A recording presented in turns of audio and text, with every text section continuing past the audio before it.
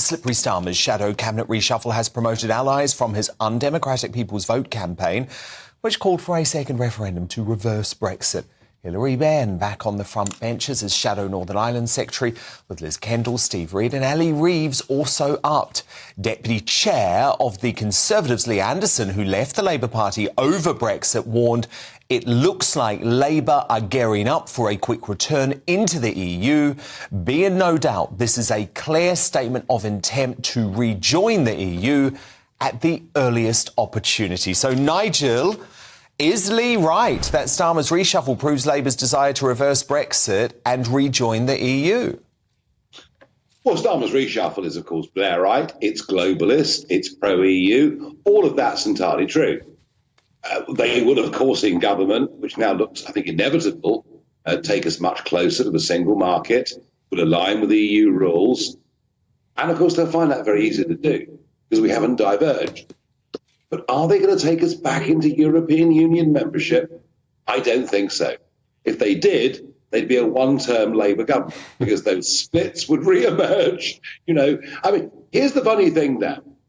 In all the years of the insurgency, the UKIP insurgency, everyone thought Farage will damage the Conservatives. Ultimately, I damaged the Labour Party far more than the Conservatives because of that traditional, patriotic, Tommy Atkins, as I call it, working class base. They would be literally mad to either take us back into the EU or try and force a referendum upon us. So, no, we're going to finish up with Brino. Brexit. That's what I was going to say, yeah. We're just going to have a crap Brexit, Nigel, under Labour. Yes, although I think, Dan, to be fair, the vast majority of the Tory cabinet were Remainers. They never actually believed in Brexit. They were just forced into it. And that's really been the great problem ever since 2016, is that the people told Parliament, you're wrong, and Parliament kind of just never really accepted it. And that's why we've not made a better job of it. On the world stage, Brexit's a huge success.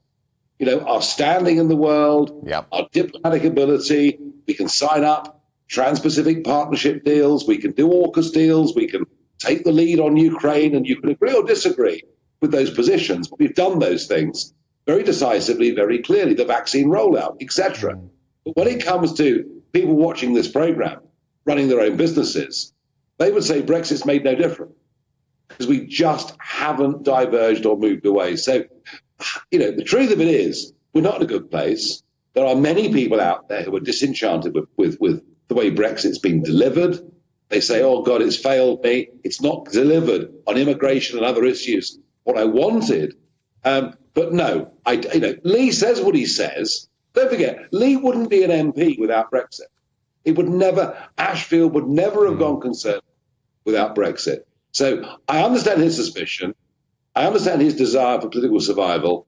Rejoining as a full member ain't going to happen. Now, Nigel, your heroic debanking campaign continues to have a massive impact. Today, the Financial Conduct Authority has confirmed that banks who wrongly deny accounts to politicians will face fines in the future.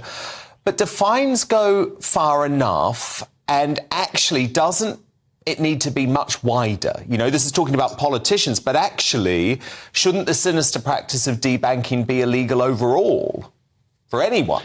Yes. Fines mean nothing. Absolutely nothing.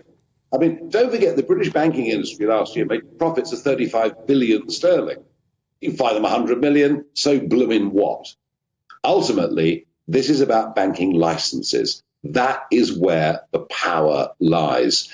And here's the interesting thing. Whose job is this to get it right? Is it the FCA's or is it the government's? And my own feeling is that the FCA are there rather like a court. They should be taking instructions from government, right, and then implementing them. It's not for the FCA to decide what the law is. And here is my concern about Labour. When they come into power next year, any hope of genuine banking reform will be out of the window.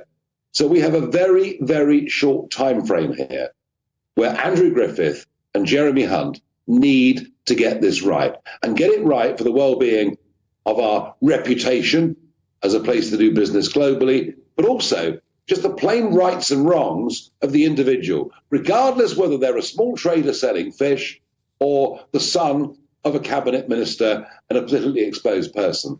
Dan, I mean, of course, I'm delighted that every single day there are rumblings from what I've uncovered in the banking industry, but we need this to move into firm action.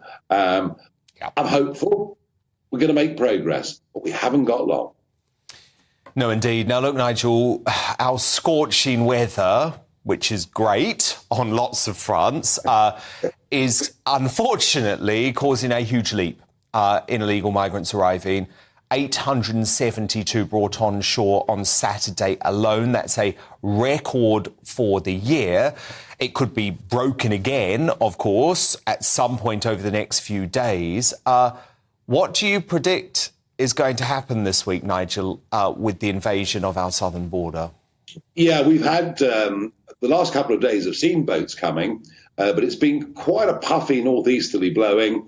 From tomorrow, for the next 6 days, the forecast is the channel being absolutely flat calm.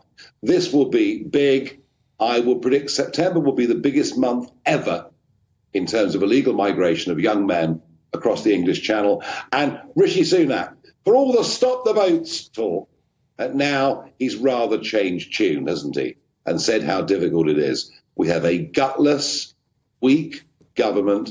You know, years ago, we would deport illegal immigrants. Now we don't do it. The British judiciary relying upon terms of the ECHR, nobody with the courage to simply get on with it. A country getting angrier and angrier. Yes, of course, Labour won't be any better, but that's not the point. We have had, I mean, literally, the last 4 Conservative prime ministers have all promised to tackle illegal immigration.